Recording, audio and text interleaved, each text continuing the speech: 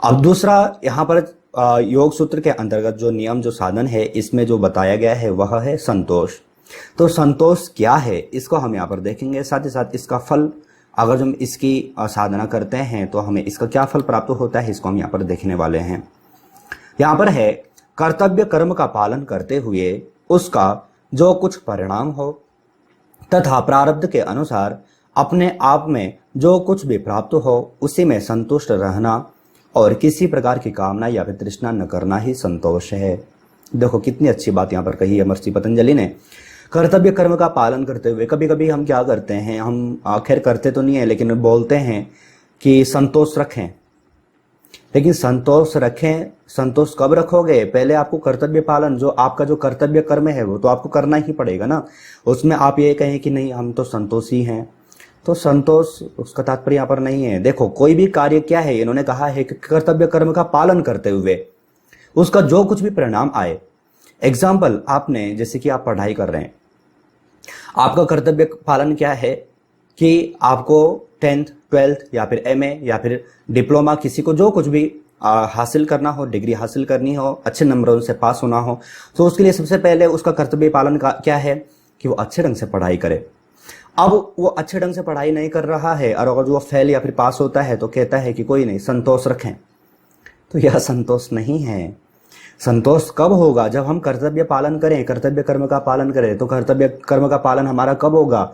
जब हम पढ़ेंगे, अच्छे ढंग से पढ़ेंगे, ढंग से ध्यानपूर्वक पढ़ेंगे, योग and Ayurveda science YouTube channel को देख करके पढ़ेंगे, कुछ नया सीखेंगे, योग के बारे में कुछ नया सीखेंगे, कुछ ग्रंथों के बारे में यहाँ पर कुछ नया सीखेंगे। तो जब आप कर्तव्य कर्म का पालन कर रहे हैं, अपना अध्ययन कर रहे हैं, लेकिन उसके पश्चात भी आपका परिणाम अच्छा ना हो या फिर प्रारब्ध के अनुसार अपने आप में जो कुछ भी प्राप्त हो, क्योंकि आपने कर्तव्य कर्म तो किया, लेकिन प्रारब्ध जरूरी थोड़ी है कि आपको प्रारब्ध अच्छा ही देगा। प्रारब्ध हो सकता है कि आपका बुरा हो, तो आपको वहां पर आपने कर्तव्य पालन तो किया, लेकिन हो सकता है कि आपके साथ में कुछ गलत हो जाए। तो उसी में संतुष्ट रहना। आपने कर्तव्य पालन किया लेकिन आपको वो सिद्धि की प्राप्ति नहीं हुई, लेकिन आप क्या है, आप अपने आप में संतुष्ट हो गए, उसी में संतुष्ट हो गए। तो और किसी प्रकार की कामना या फिर तृष्णा, 3 प्रकार की तृष्णा होती हैं जिनके ऊपर हम बाद में चर्चा करेंगे। किसी प्रकार की कामना न करना और तृष्णा न करना, यही संतोष है। तो ये आपको यहाँ पर समझना है संतोष का तात्पर्य क्या है।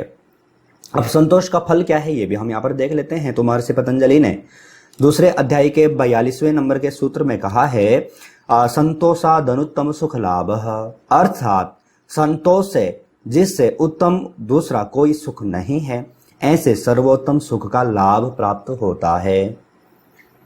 क्या कहा है कि संतोष से, अगर जो हम संतोष का पालन करते हैं तो इससे जो सबसे जो श्रेष्ठ जो सुख है वह इससे प्राप्त होता है। ऐसे सर्वोत्तम सुख का लाभ प्राप्त होता है।